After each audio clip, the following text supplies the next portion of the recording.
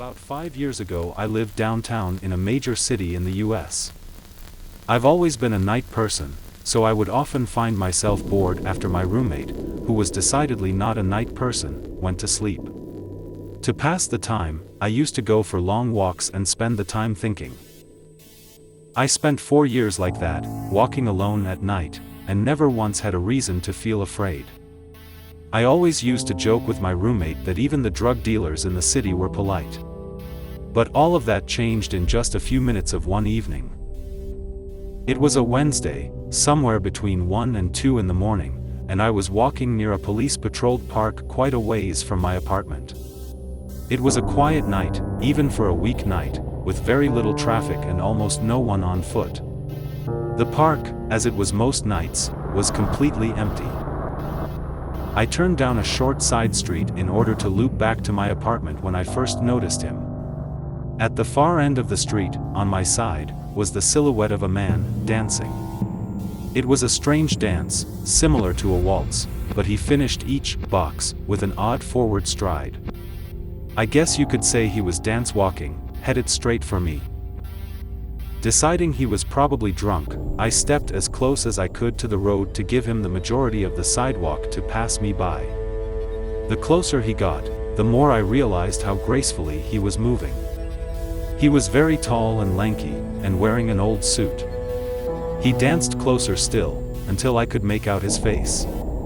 His eyes were open wide and wild, head tilted back slightly, looking off at the sky. His mouth was formed in a painfully wide cartoon of a smile. Between the eyes and the smile, I decided to cross the street before he danced any closer.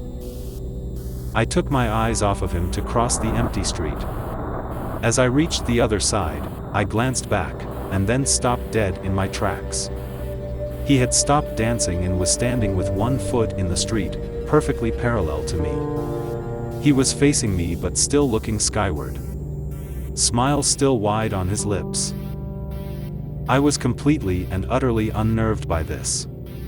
I started walking again, but kept my eyes on the man. He didn't move.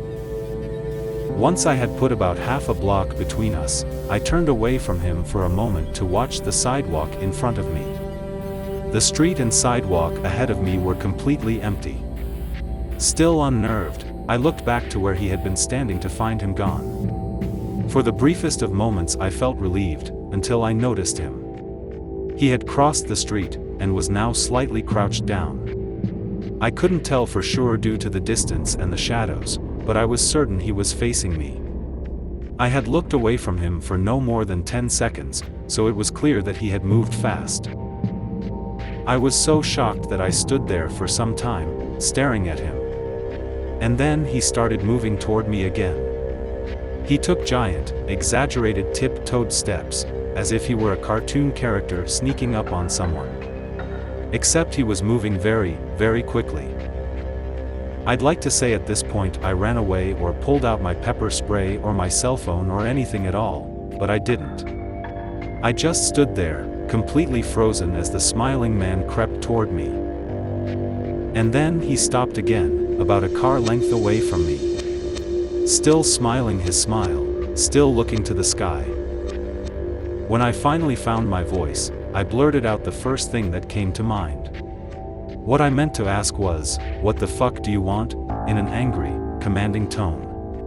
What came out was a whimper, "What the fu?" Regardless of whether or not humans can smell fear, they can certainly hear it. I heard it in my own voice, and that only made me more afraid. But he didn't react to it at all. He just stood there, smiling.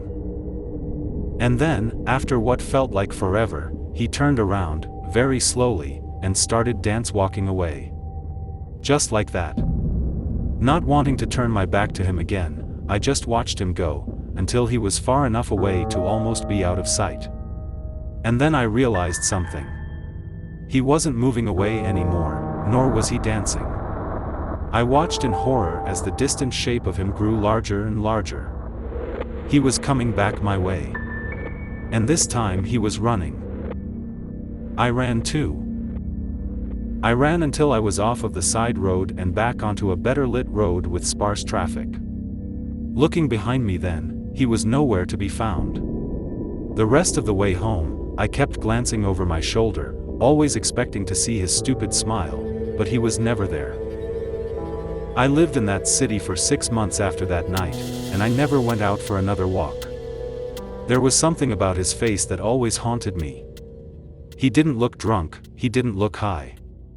He looked completely and utterly insane. And that's a very, very scary thing to see.